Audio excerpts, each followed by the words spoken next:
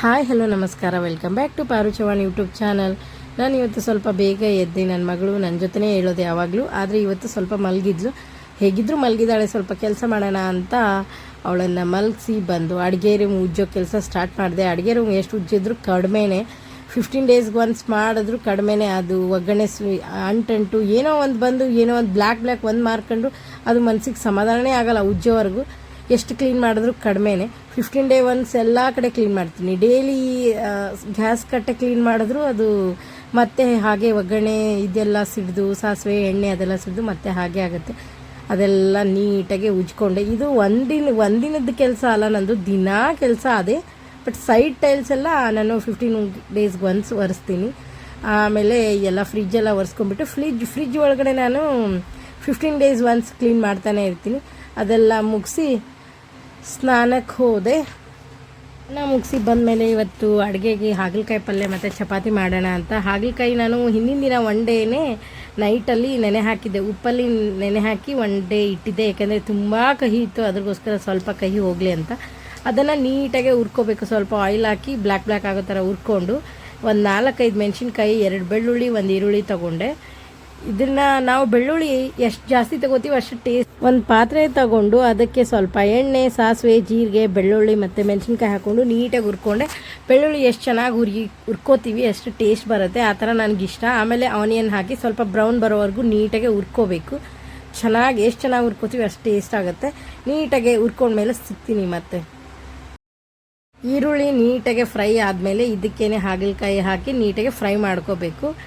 ಅದಾದಮೇಲೆ ನಾವು ಹಾಗಲಕಾಯಿಗೆ ಸ್ವಲ್ಪ ನಿಮಗೆ ಇಷ್ಟ ಆದರೆ ಕಡಲೆ ಬೀಜ ಪೌಡ್ರ್ ಹಾಕ್ಕೊಳ್ಳಿ, ಅಂದರೆ ಶೇಂಗಾ ಪೌಡ್ರ್ ಹಾಕ್ಕೊಳ್ಳಿ. ಇಷ್ಟ ಆಗದೆ ಇದ್ದರೆ ಹಾಗೆ ತಿಂದರೂ ಸೂಪರ್ ಆಗಿರುತ್ತೆ, ಬಟ್ ಸ್ವಲ್ಪ ಕಹಿ ಬರುತ್ತೆ. ನಾನಿಲ್ಲಿ ಸ್ವಲ್ಪ ಶೇಂಗಾ ಪೌಡ್ರ್ ಯೂಸ್ ಮಾಡ್ತಾ ಇದ್ದೀನಿ. ನನಗಿಷ್ಟ ಶೇಂಗಾ ಪೌಡ್ರು, ಅದಕ್ಕೋಸ್ಕರ ಶೇಂಗಾ ಪೌಡ್ರ್ ಯೂಸ್ ಮಾಡಿದ್ರೆ ಮಸ್ತ್ ಟೇಸ್ಟ್ ಬರುತ್ತೆ. ಒಂದ್ಸರಿ ಟ್ರೈ ಮಾಡಿ ನೋಡಿರಿ. ಆಲ್ಮೋಸ್ಟ್ ಟ್ರೈ ಮಾಡೋರಿಗೆ ಗೊತ್ತಿದ್ದರೆ ಓಕೆ, ಗೊತ್ತಿಲ್ಲ ಅಂದರೆ ಟ್ರೈ ಮಾಡಿ, ಮಸ್ತಾಗಿ ಆಗುತ್ತೆ. ನನಗಂತೂ ತುಂಬಾ ಇಷ್ಟ ಆಯಿತು. ಪಲ್ಯ ಎಷ್ಟು ಚೆನ್ನಾಗಿ ಬಂತು ಅಂದರೆ ನಾನು ಒಬ್ಬಳೇ ಇದನ್ನು ಎಲ್ಲ ಖಾಲಿ ಮಾಡಿಬಿಟ್ಟೆ, ಅಷ್ಟು ಚೆನ್ನಾಗಿ ಬಂದಿತ್ತು. ನೀವು ಒಂದ್ಸರಿ ಟ್ರೈ ಮಾಡಿ ಮನೇಲಿ, ಓಕೆನಾ?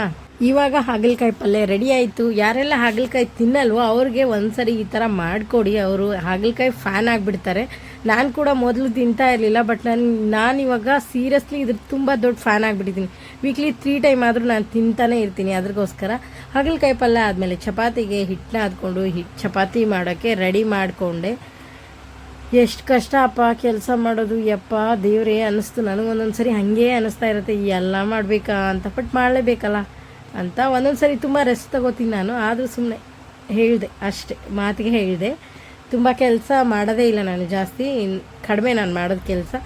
ಆಮೇಲೆ ನೀಟಾಗಿ ಹಿಟ್ಟು ಕಲಿಸ್ಕೊಂಡು ಚಪಾತಿ ಬಗ್ಗೆ ರೆಡಿ ಮಾಡಿಕೊಂಡು ಚಪಾತಿ ಮಾಡಲಿಕ್ಕೆ ಸ್ಟಾರ್ಟ್ ಮಾಡಿದೆ. ಈ ಥರ ಒಂದೊಂದಾಗಿ ರೌಂಡ್ ಮಾಡಿಕೊಂಡೆ. ನಾನು ಆಲ್ಮೋಸ್ಟ್ ಚಪಾತಿ ಎಷ್ಟು ಮಾಡ್ತೀನಿ ಅಂದರೆ 7 ಆದರೂ ಮಾಡಿರ್ತೀನಿ, ಇಲ್ಲಾಂದರೆ 8 ಮಾಡಿರ್ತೀನಿ. ಅದರಲ್ಲೇ ಮತ್ತೆ ಉಳಿದ್ರೆ ಅದನ್ನು ನಾನೊಬ್ಬಳೇ ತಿನ್ನಬೇಕು, ಅದೊಂದು ಗೋಳು ನನಗೆ. ಬಟ್ ನನಗೆ ಇಷ್ಟ, ಕಟಿ ಚಪಾತಿ ನನಗೆ ಇಷ್ಟ ಆಗುತ್ತೆ. ಸೊ ಮತ್ತೆ ತಿನ್ನಲಿಕ್ಕೆ ಲೈಕ್ ಮಾಡ್ತೀನಿ ನಾನು. ಅದರಿಂದ ಒಂದು ಎಕ್ಸ್ಟ್ರಾನೇ ಮಾಡ್ಕೋತೀನಿ. ಮತ್ತು ನೆಕ್ಸ್ಟ್ ಡೇ ಮಾಡೋದು ಒಂದು ಸ್ವಲ್ಪ ನನಗೋಸ್ಕರ ಮಾಡ್ಕೊಳ್ಳೋದು ಮಿಸ್ ಆಗುತ್ತಲ್ಲ, ಅದ್ರಗೋಸ್ಕರ ನೀಟಾಗಿ ಚಪಾತಿ ಮಾಡಿದೆ. ನಾನು ಅಡುಗೆ ಎಲ್ಲ ಕಲ್ತಿದ್ದು ಆಫ್ಟರ್ ಮ್ಯಾರೇಜು. ಚಪಾತಿ ರೊಟ್ಟಿ ಏನೇನೂ ಬರ್ತಿರ್ಲಿಲ್ಲ ನನಗೆ.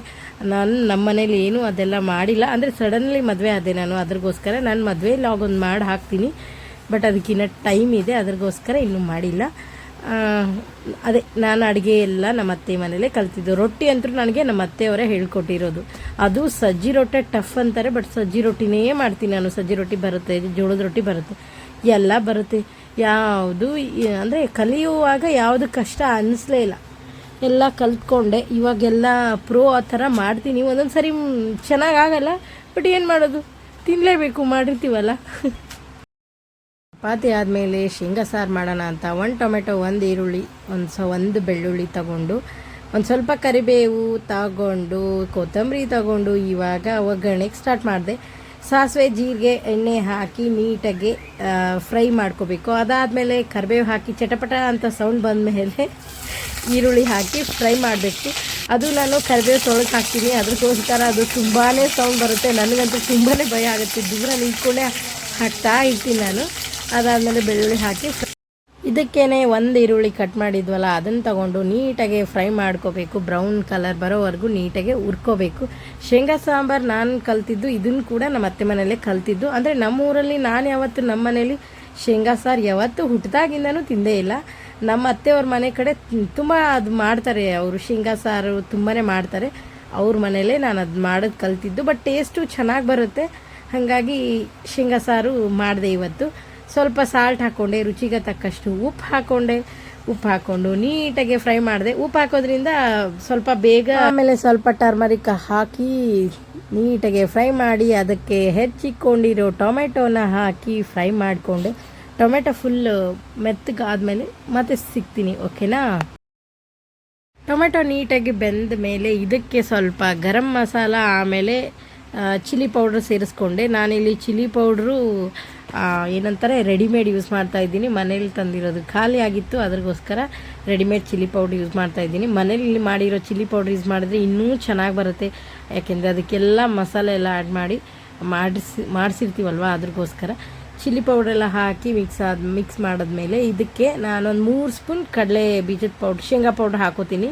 ನಾನು ಸ್ವಲ್ಪ ಸಾಫ್ಟಾಗಿ ರುಬ್ಕೊಂಡಿದ್ದೀನಿ ಇದನ್ನು, ಅಂದರೆ ನಾನು ಮೊದಲೇ ರುಬ್ಕೊಂಡು ಇಟ್ಕೊಂಡಿರ್ತೀನಿ, ಅದ್ರಗೋಸ್ಕರ ನೀವು ಸ್ವಲ್ಪ ಏನಂತಾರೆ ತರಿ ಅಂತಾರಲ್ವ, ಆ ಥರ ಸ್ವಲ್ಪ ರುಬ್ಕೊಂಡೆ ಚೆನ್ನಾಗಿ ಬರುತ್ತೆ, ಅಂದರೆ ಟೇಸ್ಟ್ ಚೆನ್ನಾಗಿರುತ್ತೆ. ಸ್ವಲ್ಪ ಕಡಲೆ ಬೀಜ ಬಾಯಿಗೆ ಸಿಗುತ್ತಲ್ಲ, ಇನ್ನೂ ಚೆನ್ನಾಗಿ ಬರುತ್ತೆ. ಸ್ವಲ್ಪ ಸಾಫ್ಟ್ ಮಿಕ್ಸ್ ಮಾಡ್ಕೋಬೇಡಿ, ಅಂದರೆ ಮಿಕ್ಸಿ ಮಾಡ್ಕೋಬೇಡಿ, ನನಗೆ ಸರಿಯಾಗಿ ಮಾತು ಬರ್ತಾಯಿಲ್ಲ, ಮತ್ತು ಬೈಕೋಬೇಡಿ, ಓಕೆನಾ.